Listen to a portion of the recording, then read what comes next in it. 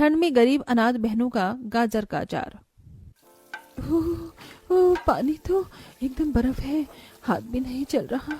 गरीब तुलसी ठंड में ठिठुरती हुई बर्तन मांज रही होती है। उसका एक ध्यान बर्तनों पर तो एक ध्यान उसकी तीनों गरीब बेटियों पर बटा था, जो कड़ाके की उस ठंड में झोपड़ी में बैठे उसका इंतजार कर रही थी। तभी 8 साल की मोनी ने भूख से कहा, दीदी, माँ कब आएगी? मुझे बहुत भूख लगी है और ठंड भी लगी है। मोनी मेरी बहन, थोड़ी देर और इंतजार कर ले, माँ बस आती ही होंगी। तुलसी की तीनों बेटियां उसका इंतजार कर रही होती हैं। वहीं दूसरी तरफ वो दुख उठाकर अमीरों के घर बर्तन मांज रही थी। तभी वसुंधरा उसके आगे और भी गंदे बर्तनों का ढेर पटक कर कहती है, तुलसी, ये सारे बर्तन भी मांज कर जाना। और ये क्या, तूने अभी तक पहले के बर्तन नहीं मांजे? इतने धीरे हाथ चलाएगी तो कैसे काम चलेगा? मेम साहब, आज मेरी तबीयत ठीक नहीं है। लेकिन अमीरों के मन में कहाँ दया होती है। बर्तन मांज कर तुलसी पैसे मांगती है। मेम साहब, देरी हो रही है, पैसे दे दीजिए। आपने कहा था बर्तन के बाद भी देंगे। अब तो रात हो गई है और रात को लक्ष्मी नहीं देते, पैसे कल ले जाना। मेरी भी मजबूरी को समझिए मेम साहब, मेरी बच्चियां घर में भूखी बैठी हैं, एक दाना भी नहीं बनाने को। मैं क्या उन्हें खिलाऊंगी इस ठंड में? कह दिया ना, अब चल जा, मेरा दिमाग मत खा। तुलसी दुखी मन से घर लौट आई। घर में थोड़े से गेहूं के सिवा कुछ भी नहीं था। वो हाथ चक्की पर गेहूं पीसकर रोटी बनाने लगती है। बड़ी मुश्किल से गिनकर 3 रोटी बनी है, अचार के साथ खिला दूंगी। तुलसी ने अचार देने के लिए डिब्बा उठाया तो देखा कि उसमें थोड़े से मसाले के सिवा कुछ भी नहीं था। तभी दुखी मन से उसने कहा, हे भगवान, आज तो अचार भी खत्म हो गया। अब कैसे खिलाऊं अपनी बेटियों को रोटी? इतनी गरीबी क्यों दी है तूने हमें? कहते कहते तुलसी रो पड़ी। तभी गौरी ने कहा, माँ, आप हमको यह अचार का मसाला दे दो, हम इसी से रोटी खा लेंगे। गरीबी इतनी थी कि तीनों बहनों ने उस अचार के जार से मसाले से रोटी छुआ छुआ कर खाई और कांपते ठिठुरते सोने लगी। तभी तुलसी ने ठंड में पड़े पड़े कहा, सीमा बेटी, अगर कल को मैं ना रही तो तुझे ही अपनी दोनों बहनों का ख्याल रखना है। माँ, तुम ऐसे क्यों कहती हो? तुम्हें कुछ हो गया है क्या?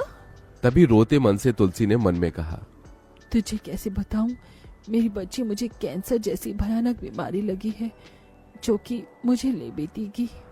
तुलसी को जिस बात का डर था वही हुआ।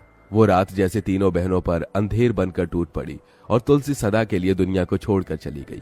पिता का साया तो तीनों से पहले ही छिन चुका था। तीनों बहनें अनाथ हो गईं। दिन बीतते गए, उस घनघोर गरीबी में उनके खाने तक के लाले पड़ गए। दीदी, मुझे बहुत भूख लगी है। मुझे भी भूख लगी है दीदी, और इस घर में ठंड भी है।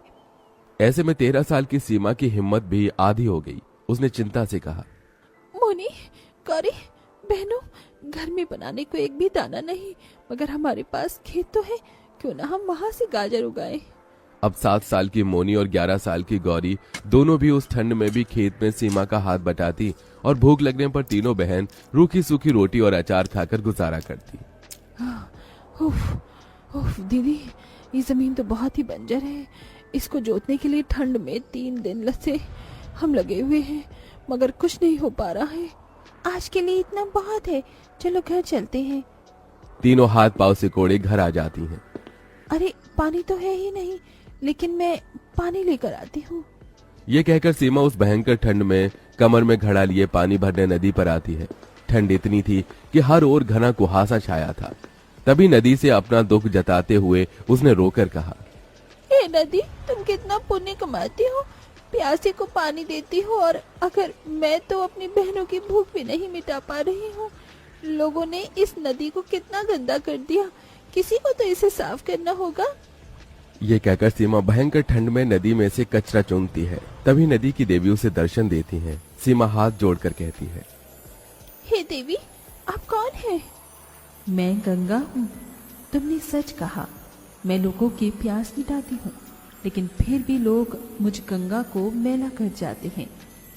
मगर तुमने मुझे साफ किया है, इसीलिए अब मेरा ये पहला जल मैं तुम्हें देती हूँ। इसे ले जाकर अपने बंजर खेत में बो देना, और फिर देखना उसमें जादुई लाल गाजर उगेंगी। आपका धन्यवाद देवी गंगा। पानी ले जाकर सीमा अपने खेत में छींटे देती है और अगले दिन जब खेत पर जाकर देखती है तो पूरी जमीन जादुई लाल ताजा गाजर से भरी होती है, जिसे देख तीनों अनाथ बहनें बहुत खुश होती हैं। देखो दीदी, हमारी जमीन पर कितनी सारी जादुई लाल लाल गाजर उगे हैं। मगर इतनी सारी गाजर का हम करेंगे क्या? तभी एकदम से सीमा को अपनी माँ का अचार बनाना याद आता है। क्यों ना हम तीनों बहनें इस जादुई लाल गाजर का अचार बनाकर बेचें। वैसे भी ठंड के मौसम में लोग सबसे ज्यादा पराठे खाते हैं और पराठों पर तो अचार ही चलता है। हाँ दीदी, ये अच्छा है। फिर तीनों बहनें खेत से उन जादुई गाजरों को तोड़कर घर ले आती हैं और अचार बनाना शुरू करती हैं। गौरी, मोनी, तुम दोनों गाजर काटो, मैं अचार का मसाला बनाती हूँ। ठीक है दीदी। तीनों बहनें अचार बनाकर उसे बेचने के लिए ठंड में बाजार में आती हैं, जहां ठंडी ठंडी हवाएं चल रही थी।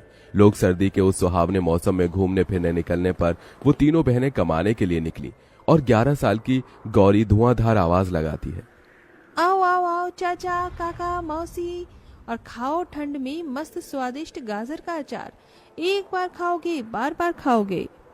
एक एक करके लोग अचार खरीदने उनके पास आने लगे और उनकी पहली ग्राहक बनकर आई अमीर घर की अर्पिता। अरे क्या भाव दिया है ये गाजर का अचार? तभी तपाक से मोनी ने कहा, 10 रुपए में 1 पाव और 40 रुपए किलो है मैडम जी। जरा एक फाक चखा दो। हाँ हाँ मैडम जी, लीजिए ना, खाकर देख लीजिए। जैसे ही वो ग्राहक गाजर के अचार का एक फांक खाती है तभी खुश होकर कहती है, अरे वाह, तुम तीनों बहनें तो बहुत ही बढ़िया अचार बनाती हो। किसने सिखाया? माने? ये सुनते ही तीनों की आंखें भर आईं। हमारा कोई नहीं है मैडम जी, हम तीनों बहनें अनाथ हैं। ये सुनकर अर्पिता का दिल निकल आया और उसका ध्यान तीनों पर गया।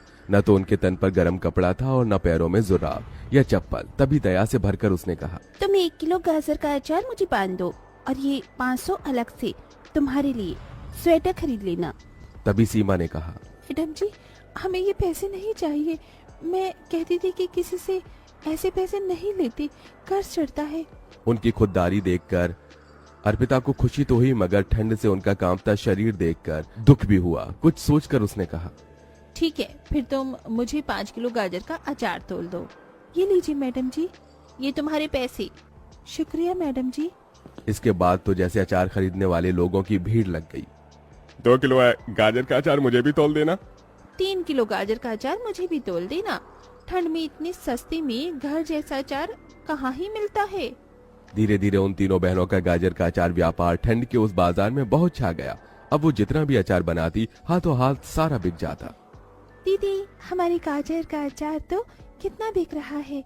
हाँ छोटी, अब हमारे दुख के दिन बस थोड़े दिन में ही अब हमारे पास रहने के लिए अच्छा घर बना दूंगी। फिर मैं इस झोपड़ी में रहकर ठंड नहीं सहना चाहती। ऐसे ही दिन बीतते गए और बाजार में रोज ठंड में गाजर का अचार वो बेचा करती। लाल लाल गाजर ले लो, लाल लाल अचार के लिए ताजी ताजी गाजर का अचार ले लो। पहले आओ पहले पाओ, बढ़िया चटपटा अचार खाओ। पूरे बाजार में उनके अचार की बिक्री सबसे ज्यादा होती, जिससे कमाई गए पैसे को सीमा घर के लिए जोड़ने लगी। थोड़े दिन में उन बहनों का घर बनकर तैयार हो गया। वहीं उनके गाजर अचार का स्वाद जगह जगह स्टोर दुकान तक भी पहुंच गया। आखिर में वो अपनी दोनों छोटी बहनों को ठिठुरन देखकर घर के लिए कंबल और हीटर खरीद ले आई और तीनों सुख से रहने लगी।